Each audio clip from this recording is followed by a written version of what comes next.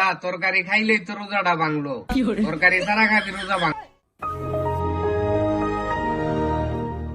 রোজা রাখছিলাম, এক দুপুর মতো রাখছি, আর রাখতে পারি না।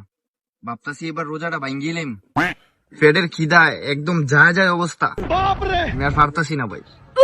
আরে বেটা সারাটা দিন কষ্ট করে রোজাটা রাখলি, এই কিছুক্ষণ ধৈর্য ধর। আর যদি না রাখতে পারো তাইলে আমি তোরে সিস্টেম করতেছি, খাওয়ার একটা সিস্টেম আছে, তোরে দেখাই দিতেছি। তুই পেট বইরা খাইলো তোর রোজা ভাঙবো না। তাই নাকি? তাহলে বুদ্ধিটা দে, তাড়াতাড়ি আমার বুদ্ধিটা দে।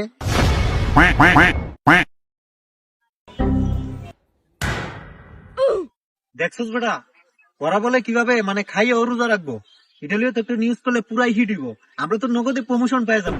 চল যাইয়া এটা নিয়ে একটা রিপোর্ট করি। ঠিক আছে চলেন।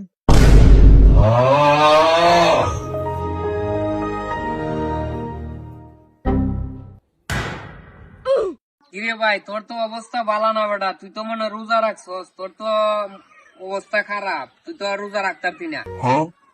ওরে ভাই ঠিক হয়ে কইছ, রোজা রাখিয়া বহুত কষ্ট পড়ি, যখন শর্মাইও কইতে পারতাছি না, কি করতাম ক।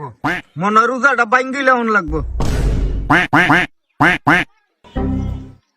বেটা শয়তান কোনদিন রোজা রাখতে পারে?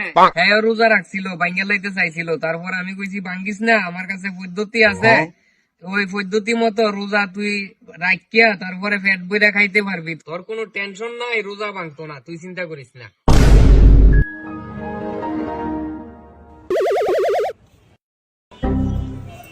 দর্শক বন্ধুরা, আমরা এখন দেখতে পাচ্ছি যে এখানে আরো একজনকে তারা নিয়ে নিছে।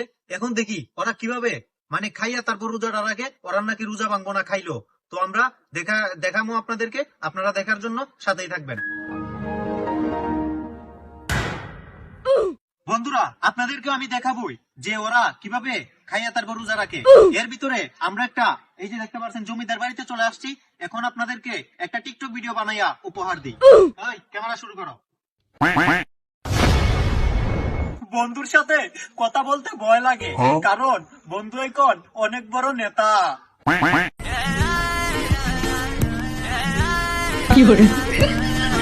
আমাদের সাথে লাগতে আইসো না, কারণ 10টা দিবা 1টা দিমু, শালার জায়গা মতে দিয়া দিমু। আরে ওরা সব কাজ করা শুরু করে দিতে, চল।